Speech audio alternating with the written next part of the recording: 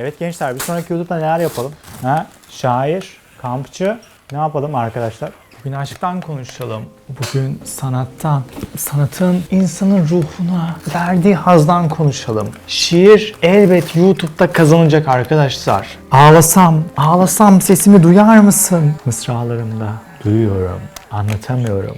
Ya abi, siz neyden bahsediyorsunuz ya? Ya kamp gibi, dağa tırmanış gibi bir şey var mı ya? Sizi özgür hissettiren bir şey var mı abi? Kamp, ben Erciyes Dağı'na tırmandım geçen sene ya. Eksi 30 dereceye tırmandım. Kamp anıları anlatalım ya.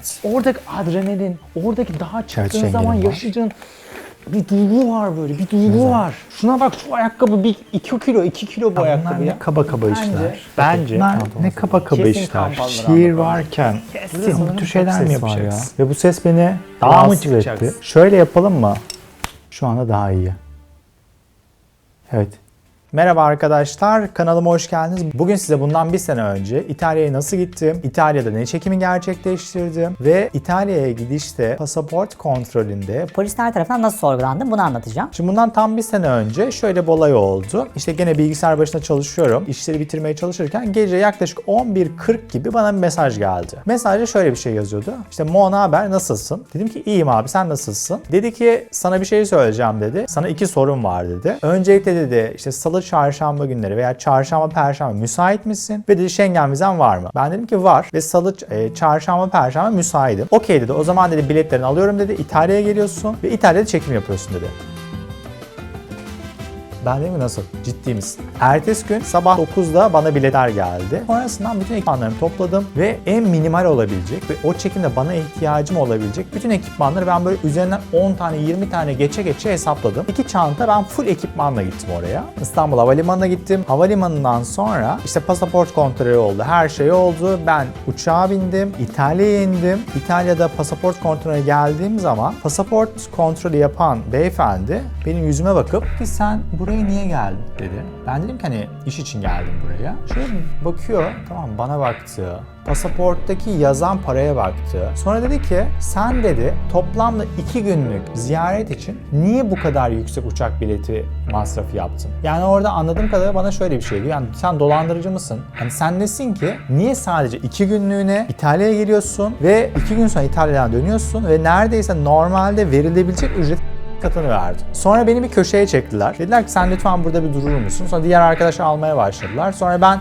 orada durduğum zaman 2 tane polis görevlisi geldi. Dediler ki lütfen bize şeyi açıkla. Hani bu durum niye geldin? Niye buradasın? Ne yapacaksın? Açıkla. Tabii ki de açıklayabilirim. Şirketten bana gelen mailleri gösterdim. İşte faturaları gösterdim. Sonra oradaki gerekli belgeleri gösterdim. Dedim ki buyurun. Çantamı açtım. Açar açmaz zaten 5-6 tane lens, 2-3 tane kamera. Diğer çantayı açıyorum. Diğer çantadan işte bilgisayar ve bunun kablo ekipmanları. Totalde 2 tane tişörtüm var. Ben dedim ki buraya bu firmaya çekim için geldim. Gerekli belgeler, gerekli şeyler burada. Faturalar ve gerekli yapacağım şeyler de bunda. Ve bütün ekipmanlarıma bakarsanız zaten ben buraya iş için geldim anlarsınız. Dediler. Çantayı birazcık kurcaladılar. Sonra dediler ki özür dileriz. Tamam buyurun. Hatta bana şey yaptılar. Orada beni öyle tuttukları için indirimli oradan bir taksi ayarladılar. Tabii indirimli taksi dediğime bakmayın. Benim indiğim havalimanından gideceğim yere geçmem yaklaşık olarak 100 euro falan tuttu. Ben orada 2 günlük çekimi gerçekleştirmiş oldum.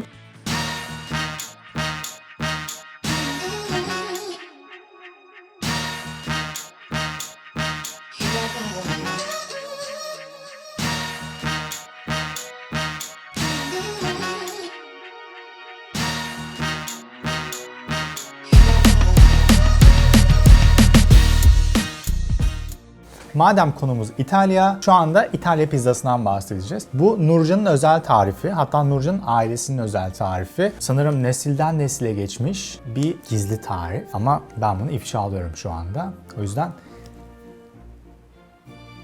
bunun için malzemelerimi sayıyorum. 2 tane lavaş gerekiyor. Biber domates salçamız gerekiyor. Ve başka ana malzeme yok. Başka ana malzeme kaşar var. Geri kalanlar komple sizin istediğinize göre şekillenmiş. Yani nasıl bir pizza yemek istiyorsanız o şekilde bir pizza yapıyorsunuz. Ben burada kaşar peynir, roquefort peyniri, başka bir peynir unuttuğum, karışık zeytin, Hindistan cevizi, ananas, mantar ve biber koyacağım. Öncelikle katmanı alıyoruz. Bu katmanı buraya koyuyoruz. Kaşık kullanırsanız daha iyi olur. Salçayı Burayı komple böyle bir katman olarak sürüyoruz şimdi. Sürdükten sonra buraya birazcık kaşar.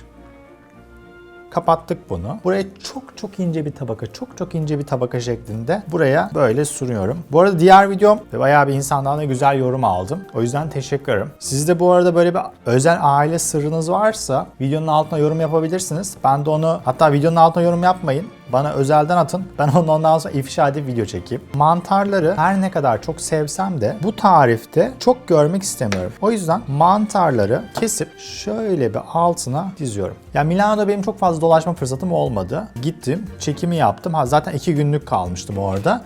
2 gün kalıp ondan sonra tekrardan pat diye geri döndüm. İkinci olarak benim koyacağım şey biber olacak. Bunların oranları komple size kalmış. Yani siz ne kadar yoğunlukta seviyorsunuz, ne yapıyorsunuz komple karıştırabilirsiniz. Pizza, yani şeyi anlatıyordum size. Milano'da ben şunu içtim. Fuar alanında. Yani gerçek kola diyor ona. Dedim ki nedir bu gerçek kola? Abi dedi ki bu normalde sizin içtiğiniz kolalar falan şey değil, gerçek değil. Üretim tarihi bayağı eski. İçtiğiniz zaman şöyle düşünün. Hani anneanne evlerinde, babaanne evlerinde 3 haftalık, 5 haftalık kalan açık kalmış kolalar olurdu ya. Aynı onun gibi tadı. Hiçbir şeker yok, hiçbir gaz yok ama gerçek kola diye orada veriyorlardı. Sonra koyacağım şey benim burada zeytinler olacak. Zeytinleri şöyle koyacağım. Buradaki oran da komple size kalmış. Roquefort'un tadını yani Kokusu çok iyi olmasa da bu arada pizza piştikten sonra da çok iyi kokmuyor Roquefort sayesinde. Ama ya bence gerçekten farklı bir tat katıyor. O yüzden çok böyle abartıp çok fazla koymayacağım. Çünkü sonrasında pizza yenmez oluyor. Bu ismini hatırlamadığım peynirden koyuyorum. Ben normalde bunu 4 peynirli pizza yapacaktım. Fakat eve baktığım zaman, şu anda karantina zamanındayız. Eve baktığım zaman açıkçası 4. koyacak peyniri evde bulamadım. Bulamadığım için de dedim ki yapacak bir şey yok. 3 peynirli karışık bir pizza yapacağız. Ben ikinci en iyi pizzamı sanırım Ukrayna'da yemiştim. Ya böyle bir şey yok. Hatta şöyle söyleyeyim, Ukrayna'da ben şu zamana kadar yediğim en iyi tavuğu yedim. En iyi tavuk. Bir mahzen gibi bir yer var. O mahzen gibi bir yere iniyorsunuz ve işte içecek ve tavuk ikram ediyor. Ama ya öyle bir tavuk yok. Yok. Bu arada üzerine ben birazcık ananas koyacağım. Şöyle bunun da pler halinde durmasını istiyorum ben. Evet, bu kadar. Şimdi buradakini fırına yollayacağız. Ve yaklaşık olarak 200 derecede 15-20 dakika civarında bu pişecek. Size bir şey söyleyeyim mi? Efsane olmuş ya. Bütün bildiğiniz pizzaları unutun. Görüyor musun şunu ya? Görüyor musun çocuğum benim? Bak. Sana sarılıp uyumak istiyorum ben. Şunun malzemesine, görüntüsüne. Görüyor musun? Ya.